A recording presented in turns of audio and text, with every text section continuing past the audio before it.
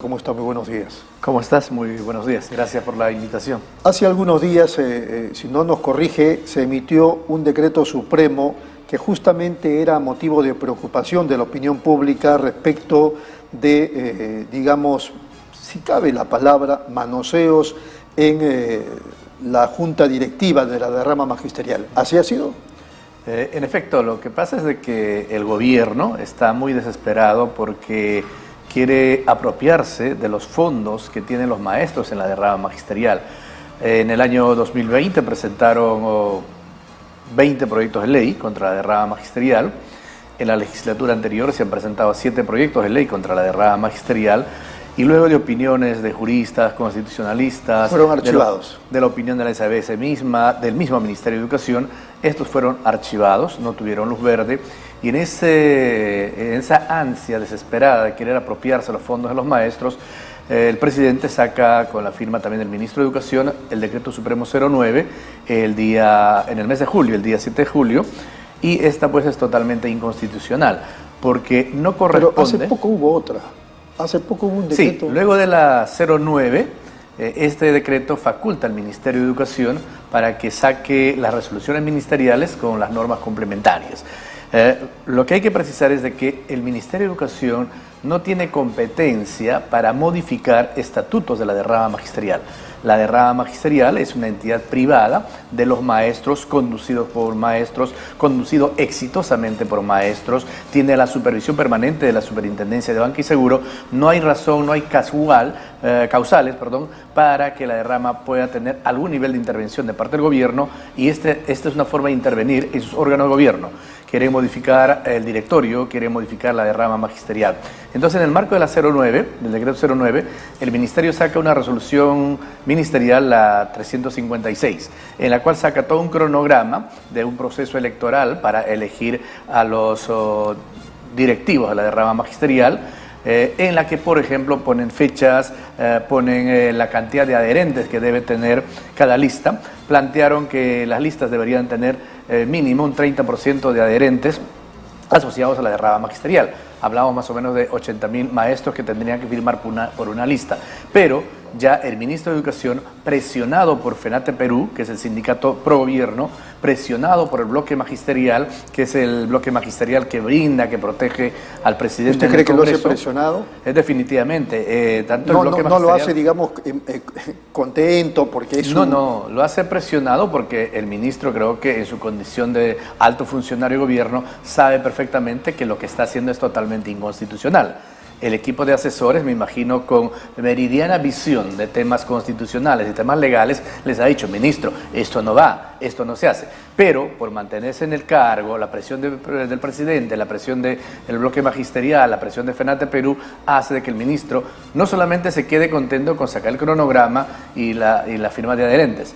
Luego sale la resolución ministerial 375, en la cual, de manera totalmente descarada, merman la cantidad de adherentes. Del 30% de adherentes que necesitaba para inscribir una lista, han rebajado al 1%. O sea, la desesperación misma de FENATE, porque detrás de todo esto está FENATE y Pedro Castillo como presidente, han visto de que no tienen el respaldo del magisterio. Jamás iban a poder llegar ni siquiera al 10% de afiliados a la derrama. Entonces, lo que han hecho es descaradamente bajar al 1%. Y el día de ayer saca otra resolución ministerial ya con los integrantes del comité electoral. Este comité electoral, gran parte de ellos han sido ganadores de palmas magisteriales en este gobierno, con el ministro Gallardo. O sea, es gente que de alguna manera tiene ligación. Es más, hay algunos de ellos que son muy cercanos a congresistas del bloque magisterial. Entonces, no es un acto ni siquiera transparente, sino de una manera burda y descarada. Están haciendo un comité electoral de acuerdo a su medida, a su talla, para que encaje FENATE, y desde ahí FENATE pueda apropiarse, juntamente con el presidente, del Fondo Previsional de los Maestros. Por eso hemos dicho, este decreto supremo es un atentado al Fondo Previsional de los maestros y maestras del país, más de 250.000 asociados, y a la vez a 1 millón de personas, que son las familias que tienen servicios y beneficios que brinda la derrama magisterial. Siendo un acto inconstitucional, ya tiene una respuesta negativa en primera votación en el Congreso de la República. Eso le iba a decir, porque hace días también el Congreso reacciona y deroga, me parece, la medida del gobierno. Sí, mire, posterior a emisión del Decreto Supremo 09, se presentan proyectos de ley en el Congreso para derogar. Son 4 proyectos de ley presentados por diferentes bancadas, pero la bancada de gobierno, que es Perú Libre, también presenta uno para elevar un Decreto Supremo a rango de ley. Entonces, creo que los congresistas han evaluado, han escuchado opiniones y lo que han hecho es que en primera votación derogar este Decreto Supremo, porque a todas luces es totalmente inconstitucional, busca apropiarse de manera totalmente violenta, diríamos en temas legales, a la derrama magisterial. Por lo tanto, hoy tenemos aprobado en primera votación la derogatoria del Decreto Supremo 009, que es aquel decreto que busca apropiarse por parte del gobierno de los fondos de los maestros en el país. ¿Falta una segunda votación? Sí, el procedimiento parlamentario es de que luego de los 7 días posteriores se debe llevar a una segunda votación. Al aprobarse en esta segunda votación va a pasar a Palacio de Gobierno para que lo pueda dar la firma, digamos, de viabilidad o hacer la observación. Siendo el presidente autor de este decreto supremo, es posible que haga la observación. Claro. Tiene 15 días hábiles, luego retornará al legislativo para que ahí se pueda aprobar por insistencia. Pero hay que hacer un añadido. ¿En ese lapso no pueden ejecutarse las medidas que el gobierno ha adoptado? No, mientras no haya una ley o también una opinión desde el Poder Judicial, el gobierno va a seguir en sus 13, va a continuar con todo el proceso. Pero quería precisar algo, ¿no? Los congresistas del bloque magisterial y quienes blindan al presidente, ¿qué han dicho? Es imposible que un proyecto de ley se exonere de comisiones y se pase directamente al Pleno. Y la explicación es la siguiente: siendo una norma que atenta directamente a una institución privada con maestros asociados de manera totalmente voluntaria y la inminencia de llevar adelante este acto inconstitucional hace de que se busque la exoneración de comisiones. No hay nada que debatir en comisiones, sino en el Pleno. Definitivamente, ¿no? La inminencia de apropiarse de la derrama por esta vía de parte del gobierno y sus acólitos del bloque magisterial, Perú Libre y todo lo demás, es lo que hace de que se busque la exoneración de comisiones para que pase directamente al Pleno. Pero también a nivel de el SUTEP y el CIDES, que son los que conducen la derrama magisterial, se han presentado acciones de amparo y medidas cautelares en el Poder Judicial. Yo sé que es desproporcionado, por eso digo salvando las distancias. Esto un poco me recordaba, ojo, salvando las distancias, la pretensión de estatizar o estatificar la banca privada en el gobierno primero de Alan García. Lo que se busca hoy es un ensayo. Pedro Castillo y su bloque magisterial y el bloque parlamentario que lo brinda siempre han dicho, ¿no? Estatizar, aún utilizar estos términos. ¿Qué están haciendo hoy? Están haciendo un tubo de ensayo con la derrama. Si pasa hoy esto con la derrama, mañana vendrán otras entidades como entidades financieras, como las AFP. Y un congresista de Perú Libre ha dicho inclusive en este debate, ¿no? Hoy derrama y mañana las AFP. Entonces estamos avisados y creo que a la opinión pública, a los congresistas, le corresponde ponerle coto a esta situación y decir basta, ¿no? El gobierno no puede tener injerencia en entidades privadas, como es el caso de la derrama, y además, reitero, ¿no? Tiene una asociación de manera totalmente voluntaria. Ellos no quieren mejorar la gestión de la derrama. Lo que ellos, de acuerdo a sus dirigentes, han planteado es liquidar la derrama magisterial, es decir, apropiarse de los fondos que tiene la derrama magisterial y el patrimonio que pertenece a los maestros y maestras asociados a la derrama magisterial. Pero ¿cuál es el argumento del gobierno, digamos, ante la opinión pública? El argumento del gobierno son falacias. Uno, por ejemplo, pretende, entre comillas, democratizar. Democratizar bajo este criterio de elecciones universales es lo más absurdo que puede existir, porque las elecciones universales no son garantía de una real representación. Además, hemos visto, ¿no?, cómo en el colegio de profesores, por ejemplo, llevaron elecciones universales, al no ganar ellos, hicieron otro colegio. Hicieron otro colegio, paralelizarlo. Lo que quieren hacer hoy en la derrama es lo mismo. Si ellos no ganan, van a buscar cualquier argucia para poder hacer actos que violenten el bienestar, el futuro de los maestros y la cesantía de los profesores que son asociados a la derrama magisterial. Entonces, lo que ellos están buscando es un camino para, aupados en ello, poder apropiarse de estos fondos de los maestros que tiene la derrama magisterial. Yo le insisto con la pregunta anterior. En este lapso en el que falta una segunda votación, se vota, se deroga por segunda votación, después se envía el autógrafo a Palacio lo observa. En ese interín no pueden ellos decir, bueno, los del gobierno, ya está el decreto supremo, etcétera, etcétera, así que ejecutamos. ¿Eso no pueden hacer o sí podrían hacerlo? Ellos van a seguir desarrollando las acciones que le faculta el decreto supremo y las resoluciones que han sacado. Es decir, sí van a continuar, como le digo, ya sacaron los miembros del comité electoral, personas ligadas a FENATE Perú, en gran parte de ellos. Hay evidencias, que ahí están las fotografías y todo lo demás. Además, el cronograma que ellos han planteado van a llevar hacia adelante. ¿Cuál es el cronograma, por favor? El cronograma, por ejemplo, la fecha de elecciones está planteado para el 4 de diciembre. Todo el proceso de inscripciones es en octubre. El comité electoral se instala hoy a nivel nacional y en el transcurso de los días en las regiones del país. Y decíamos, ¿no? El famoso tema democratizar es un chocolate con veneno. Hay mucha gente en el magisterio ha creído, porque este grupo de personas antiderrama no son de ahora. Ellos vienen desde la época de los 80 con el mismo rollo, ¿no? Liquidar derrama, y para ello han ido construyendo mentira tras mentira, inclusive dañando honras y dignidades de las personas. Y hoy creo que es el momento de que estos señores ya entiendan de que no pueden meterse en una entidad privada y no pueden seguir dañando honras de las personas que tienen a cargo, por ejemplo, dirigir la derrama magisterial, y también a los maestros y maestras que defienden a la derrama magisterial. Muy bien, doctor Espinosa, nos permite una brevísima pausa y continuamos, porque también vamos a tocar algunos temas de coyuntura con el presidente de la derrama magisterial. Regresamos.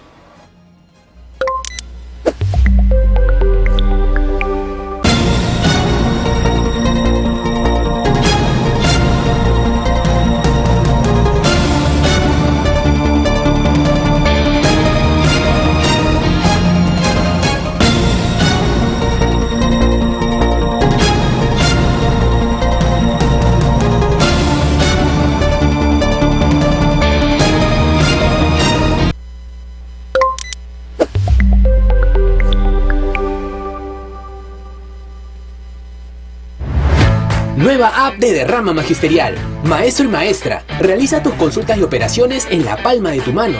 Con el nuevo app Derrama Magisterial podrás realizar tus operaciones en todo momento y desde cualquier lugar. Solicita un crédito, consulta el estado de tu cuenta individual, accede al estado de tus créditos, actualiza tus datos, accede al servicio de asesoría legal gratuita. Ubica nuestras oficinas a nivel nacional. Descárgalo hoy mismo en tu Play Store. Derrama Magisterial, seguridad social para el maestro. ¿Buscas lo mejor para tu hogar? En Plaza Hogar podrás elegir, diseñar y plasmar todas tus ideas. Todo lo que soñaste está en Plaza Hogar. Diseños exclusivos y precios sin competencia. Cómprale al Perú. Ven a Plaza Hogar. La emoción de encontrar lo mejor para tu hogar. Avenida Angamos, 1551 Surquillo.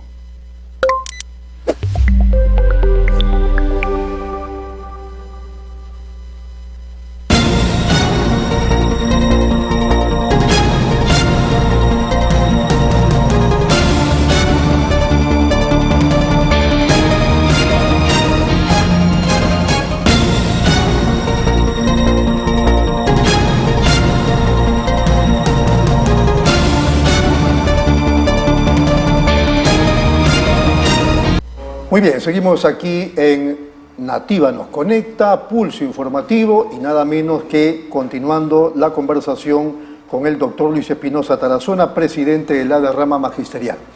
Bueno, frente a este contexto y esta pretensión, que prácticamente ya ha dejado de ser pretensión, sino hay varios hechos concretos, las normas, los decretos supremos, etcétera, etcétera, por parte del gobierno para tomar una entidad privada como la derrama magisterial y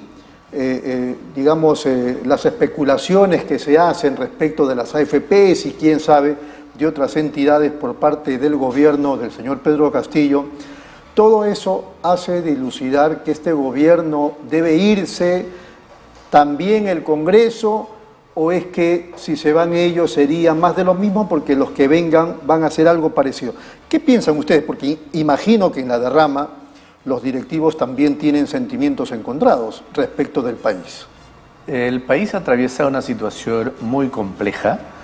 El país no se merece tener el presidente que tiene, ni la gestión que se viene haciendo. Hubo mucha expectativa de parte de la población por ver realmente cambios, por ver un modelo económico que pueda permitir, ¿no?, que el obrero, que el campesino, que aquella persona que siempre utilizamos el nombre pobre pueda ver y tener una esperanza de un futuro mejor. Doctor Eso Espinosa, no se viene dando. De repente usted va a estar en desacuerdo conmigo, pero estoy de acuerdo con aquello de que no nos merecíamos alguien de la talla, por no decir de la calaña, del señor Pedro Castillo, pero nos merecíamos, supongo que tampoco, un gobierno como el de Toledo, como el de García, como el de Ollanta. Necesitamos hacer una política decente, una política que realmente sea de servicio y no servirse de ello. Lo que ha pasado en los últimos tiempos es lamentablemente entender la política como una forma de sobrevivencia y salir de pobre a rico, pero solamente aquel que está en el poder. Hay que desterrar esa forma de ser política. La política debe ser de servicio al pueblo, la política tiene que ser decente y por eso necesitamos una regeneración moral, un nuevo tipo de gobierno, una nueva forma de gobernar y por supuesto eso implica pues grandes cambios, ¿no? El país no tiene en el país no hay liderazgos. La derecha no tiene líder, la izquierda no tiene líder, es decir, estamos el centro tampoco. El centro igual, ¿no? O sea, no hay un liderazgo y no hay una confianza en quienes hacen política. Estamos llegando a una situación de descontento, sí, de indignación, sí, pero incapacitados para poder movilizarnos, incapacitados para salir y decir basta de esto. Y en esa carencia de liderazgo creo que está uno de los factores por la cual seguimos en la situación en la cual nos encontramos. Doctor Espinosa, ni entre los chicos, porque por ejemplo en Chile los chicos que salían a movilizarse después empezaron con sus liderazgos, algunos llegaron al Congreso, tenemos a Boric como presidente, pero ni siquiera en los chicos, las chicas, los chicos, los que protestan, salen a las calles. ¿Qué nos estará pasando, doctor? Usted es psicólogo, usted no es sociólogo, yo lo sé, pero... Nos falta básicamente que formemos una generación que esté a la altura de las circunstancias. Para eso necesitamos un sistema vicario, es decir, un sistema de ejemplo. El chico ve a un político con gran expectativa, luego lo ve comprometido con temas de corrupción. Entonces pierde esa ilusión, pierde la esperanza y si quiere ser político y le gusta la decencia, va a renunciar. Pero, o en todo caso se suma, pero bajo esa práctica, ¿no? Estamos viendo hoy cómo ese sector tan amplio del país que quería cambio, transformación, y eso lo ofrecieron y hoy día no se da. Más por el contrario, vemos actos de corrupción en altas esferas de gobierno. Insisto con lo del comienzo, después de la pausa. ¿Deben irse todos? ¿Cómo aprecian ustedes el panorama? El proceso implica que tiene que ser en todo caso gradual, ¿no? Un cambio seguramente que quiere el país es que todos se vayan. Todos se van, pero ¿quién entra? Esa es un poco la pregunta, ¿no? ¿A quién vamos a poner en esos escenarios de grandes e históricas decisiones? Por eso que yo decía que también está tirado de los cabellos porque tenemos un Congreso que quiere quedarse hasta el 2026, era que vaquen al presidente y que asuma, como constitucionalmente se puede, la vicepresidenta, la señora Dina Boluarte. Que también está con actos comprometidos de corrupción, ¿no? Sí. Lamentablemente. Y hay un bloque en el Congreso que sabe perfectamente si se van, nunca más van a volver. Así y están viendo como una forma de sobrevivencia económica, porque hay muchos congresistas que han llegado pues sin darse cuenta ni dónde están. O sea, son totalmente ignorantes, ¿no? Entonces, estos congresistas saben que en una nueva elección no van a sacar ni para el té. Hoy la ola los llevó al Congreso. Esa ola prácticamente ha terminado planito. Entonces, saben perfectamente, si hoy día apostaran porque haya nuevas elecciones, apostaran que se vayan todos, ya no pierden mucho. Entonces, y nunca van a volver, ¿no? Por todos los actos que han venido haciendo y toda la forma como trabaja en el Congreso, nunca volvería. Entonces, ese sector es el que justamente defiende, no solamente al Congreso, sino también al presidente, ¿no? Saben que agarrado del presidente pueden de alguna manera sobrevivir. Y si sueltan al presidente, vacan al presidente, saben que ellos también están en un gran riesgo y peligro de que lo saquen y nunca más volverían y no sacarían en una nueva elección, ni siquiera para el té, como se dice en un argot criollo, ¿no? Muy bien. La derrama magisterial se ha convertido en una perita en dulce, digamos, de hace tiempo de parte de este grupo que ahora es gobierno. Ya usted ha contado cómo desde el 2020 presentaban una serie de requerimientos legislativos que finalmente fueron archivados. en este contexto sería bueno decirle a los televidentes cuáles son los servicios y los beneficios que presta la derrama y cómo podemos reflejar ese éxito que ha tenido. Hay que también recordar de que la derrama se crea en el año 1965, inicia sus funciones en el año 66 y desde el año 66 hasta el año 84 la conducción estuvo a cargo del Ministerio de Educación. Pero fue un periodo tan nefasto que fue una quiebra total de la derrama magisterial.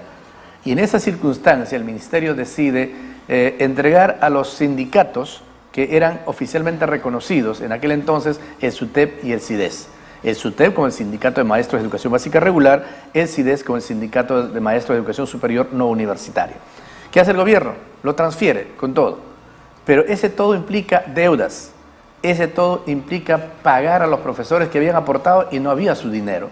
En el año 84 toma la conducción de la derrama con todos el SUTEP y el SIDES con todo.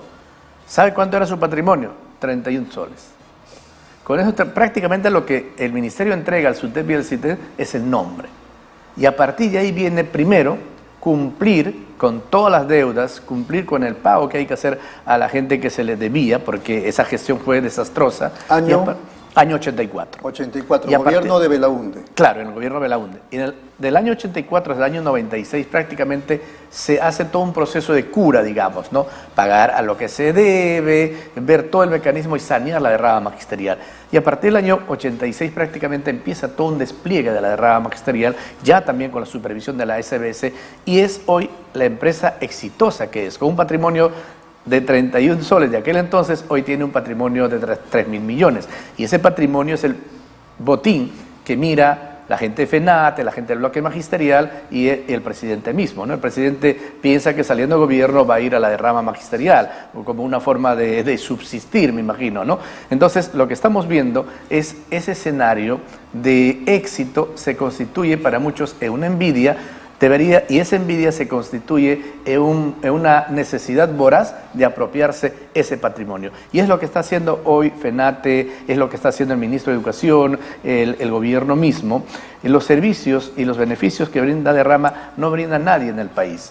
El Estado no tiene un solo sol en la derrama magisterial, pero aún así el Ministerio de Educación tiene su representante en el directorio. El Ministerio de Educación tiene su representante en el Consejo de Vigilancia, que es el órgano de control de la derrama magisterial. Entonces el Ministerio no puede decir que ellos no saben nada. Claro. Ellos están y son parte de la conducción de la derrama magisterial. ¿Ese directorio se reúne al mes? ¿Cuántas veces? El directorio se reúne, de acuerdo a norma, una vez por semana.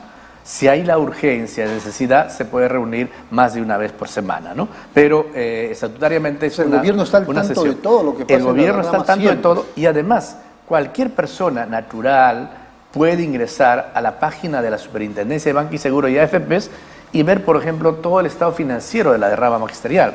Todo el informe económico está en la Superintendencia de Banca y Seguro. A un congresista, un día le preguntaron, ¿no? Usted dice que no conoce, no tiene información de derrama, ¿ha ingresado a la SBS?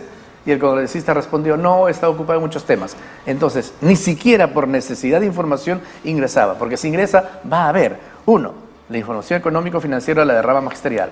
2, la información de la cuenta de cada docente. Cada docente tiene una cuenta individual que de manera mensual le llega a su correo, indicando cómo crece su cuenta día a día, mes a mes, trimestralmente y por supuesto anual. Y el profesor B dice, caramba, mi depósito es tan pequeño, de 23 soles hoy, ¿y cómo crece mi fondo? Con un depósito al año, por ejemplo, de 270 soles, va a tener una rentabilidad de más de 1.200 soles, que ninguna entidad le va a dar ese fondo ni ese reconocimiento, ¿no? Y es lo que tiene hoy la derrama magisterial. Estos fondos se entregan cuando el profesor se retira, cuando los cesan por invalidez o en el caso de fallecimiento se entrega a su familia de manera directa. Por ejemplo, estos señores que dicen, cuando fallece el docente le entregan solamente su fondo. Es absurdo, es otra mentira que cometen el día a día. Por estatuto y por acuerdo directorio, cuando un docente asociado a la derrama fallece, aparte de entregarle el fondo que tiene su familiar, de manera solidaria, la derrama magisterial le entrega media UIT más. Entonces, no hay un solo familiar de un docente que fallezca que reciba solo su fondo, sino su fondo más el bono solidario que se le entrega como derrama magisterial. Pasa lo mismo cuando cesan por invalidez. Automáticamente se le entrega 4 UIT, que es un fondo mucho mayor de lo que tiene el docente hoy. Y cuando el docente cesa, se entrega todo su fondo que le sirve justamente en ese momento tan difícil. Cuando un maestro cesa en el país, 90 días vive sin sueldo. Un año con un sueldo aproximado, para luego tener una pensión que en el país para el docente es bajísimo. Pero la derrama magisterial le entrega su fondo en 24 horas y con ello el docente puede, digamos, sobrevivir. Le entrega ese su periodo fondo al 100%. Al 100%, todo su fondo que ha aportado, más sus intereses que ha ganado, más el concepto de bonus que tenemos. ¿Qué es el concepto de bonus? Como la derrama no tiene un propietario único, ni un grupo de personas que sean su propietario, lo que hace es la rentabilidad acumulada en cada trimestre reparte a todos los asociados, a los 250.000 maestros. Eso no hace ninguna entidad, no hace una AFP, no hace un banco. Su ganancia, su patrimonio no va a sus clientes. En el caso nuestro tenemos los asociados a la derrama magisterial que sí tienen esa posibilidad de que la rentabilidad que tiene la derrama magisterial como tal va a la cuenta individual de cada docente asociado que tiene la derrama magisterial. Última pregunta, antes de concluir la entrevista. ¿Ese patrimonio de 31.000 millones de soles está expresado en...? El patrimonio de la derrama en más del 70% es el fondo del profesor.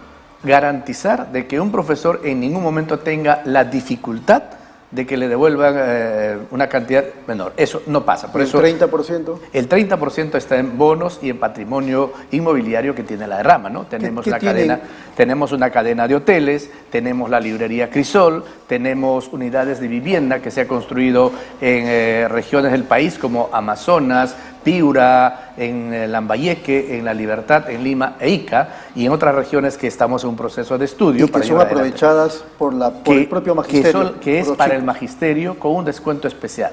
Un maestro va a comprar un departamento, por ejemplo, en Lima, automáticamente por ser asociado a la derrama tiene el 10% de descuento, además de ser un precio mucho más bajo en comparación del mercado inmobiliario que tiene el país.